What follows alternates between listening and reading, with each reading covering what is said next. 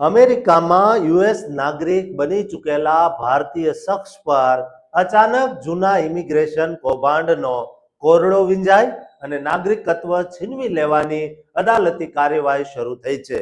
કેન્સાસના આ અતિશય ચોંકાવનારા કાનૂની સમાચાર પાછળનું સત્ય જાણીને તમે પણ ચોંકી જવાના છો. દોસ્તો, આજના અમેરિકામાં વસતા તમામ લોકો માટે બહુ મોટો આ બોધપાઠ બની રહે તેમ છે. ફેડરલ કોર્ટ દસ્તાવેજો મુજબ અમેરિકાના કેન્સાસ રાજ્યના ઓલાથે શહેરમાં રહેતા અને ભારતમાં જન્મેલા હરિન્દર સિંહ નામના વ્યક્તિ વિરુદ્ધ અમેરિકન સરકારે તેની અમેરિકન નાગરિકતા રદ કરવા એટલે કે ડીનેચરલાઇઝેશન કરવા માટે ફેડરલ કોર્ટમાં કાયદેસરનો સિવિલ કેસ દાખલ કર્યો છે. ડિસ્ટ્રિક્ટ ઓફ કેન્સાસ માટેની યુએસ એટર્ની ઓફિસ દ્વારા જાહેર કરાયેલી વિગતો મુજબ ગત 7 ઓગસ્ટ 2026ના રોજ હરિન્દર સિંહ ઉર્ફે હરિન્દર સિંહ સંઘેડા ઉર્ફે રશપાલ સિંહ વિરુદ્ધ આ મોટો કાનૂની દાવો દાખલ કરવામાં આવ્યો છે. કાનૂની ફરિયાદ અનુસાર હરિન્દર સિંહ સૌથી પહેલા વર્ષ 1991માં ન્યુયોર્કના જોન એફ કેનેડી આંતરરાષ્ટ્રીય એરપોર્ટ પર ઇમિગ્રેશન તંત્રના ધ્યાનમાં આવ્યા હતા, જ્યાં તેમણે પોતાની ઓળખ રશપાલ સિંહ તરીકે આપી હતી. કાનૂની તપાસ બાદ ગત ઓગસ્ટ 1995માં એક ઇમિગ્રેશન જજ દ્વારા રશપાલ સિંહ સામે ડિપોર્ટેશન એટલે કે દેશ નિકાલનો કડક આદેશ જાહેર કરવામાં આવ્યો હતો અને બાદમાં બોર્ડ ઓફ ઇમિગ્રેશન અપીલ દ્વારા તે ચુકાદાને કાયદેસર રીતે બહાલ રાખવામાં આવ્યો હતો. પરંતુ ફેડરલ વકીલોના જણાવ્યા અનુસાર એ આદેશ પછી રશપાલ સિંહે ક્યારેય પણ અમેરિકા છોડ્યું હોય તેવો કોઈ જ સરકારી રેકોર્ડ ઉપલબ્ધ નથી.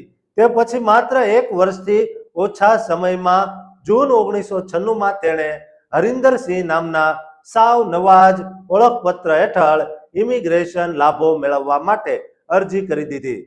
ફેડરલ અધિકારીઓનો સાફ દાવો છે કે આ નવી અરજીમાં અલગ નામ વાપરવા ઉપરાંત તેણે પોતાની જન્મ તારીખ, અમેરિકામાં પ્રવેશની તારીખ અને ઇમિગ્રેશન દાવો કરવા પાછળના તમામ વાસ્તવિક કારણો સંપૂર્ણપણે બદલી નાખ્યા હતા.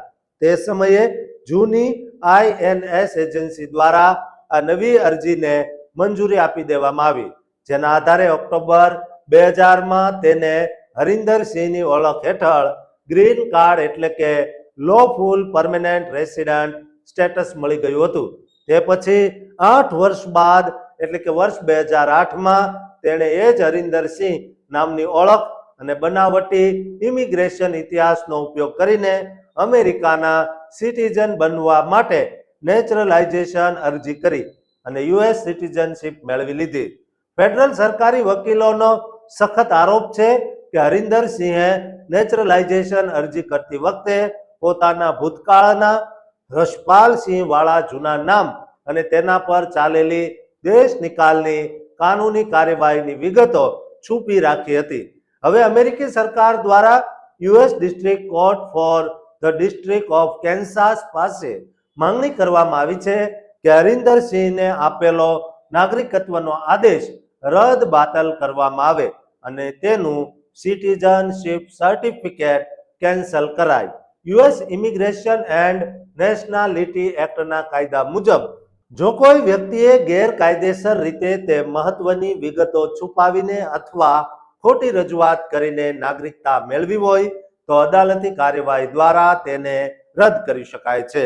જો કે હાલમાં આ માત્ર સિવિલ કેસ દાખલ કરાયો છે અને ફેડરલ જજ દ્વારા આખરી ચુકાદો ન આવે ત્યાં સુધી તેની નાગરિકતા જળવાઈ રહેશે. અમેરિકન ન્યાય મંત્રાલય દ્વારા ખુલાસો કરાયો છે કે 20 જાન્યુઆરી 2025 થી અત્યાર સુધીમાં આવા 123 સિવિલ ડીનેચરલાઇઝેશનના કેસ દાખલ કરાયા છે, જે ઇતિહાસમાં સૌથી મોટો આંકડો છે. એ માટે ભારતીયો પણ આનો ભોગ બની રહ્યા છે અને કોઈ ગુજરાતી પણ આમાં સામેલ હોઈ શકે છે. તેની વિગત જો તમારી પાસે હોય તો કોમેન્ટ બોક્સમાં જરૂર લખજો અને આ વિડીયો તમામ ભારતીયો ગુજરાતીઓને શેર કરજો અને આ ચેનલને સબસ્ક્રાઇબ કરવાનું ચૂકતા નહીં.